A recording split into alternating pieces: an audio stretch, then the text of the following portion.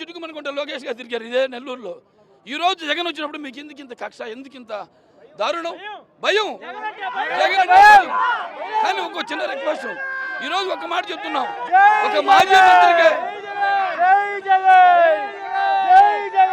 మాజీ మంత్రికి సామాన్య ప్రజలకి ప్రజాస్వామ్యంలో ఏముంటుంది?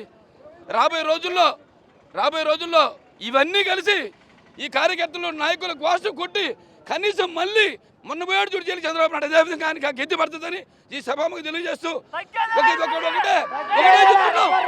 ఒకటే చెప్తున్నాం, డిపార్ట్మెంట్ ఒకటే చెప్తున్నాం, మేము మీకు సహకరిస్తాం, మీరు మమ్మల్ని పైన చెయ్యొద్దు.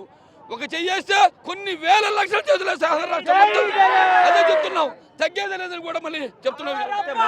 మనం గమనించే జై జగన్ అంటూ కూడా నినాదాలు చేస్తూ నగరం అంతా కూడా ఈ యొక్క మారుమోగుతా ఉంది. ఇక్కడ ఈ యొక్క ఉద్రిక్త పరిస్థితుల నేపథ్యంలో జగన్మోహన్ రెడ్డి కూడా మరి కాసేపట్లోనే ఇక్కడికి చేరుకోనున్నారు. అయితే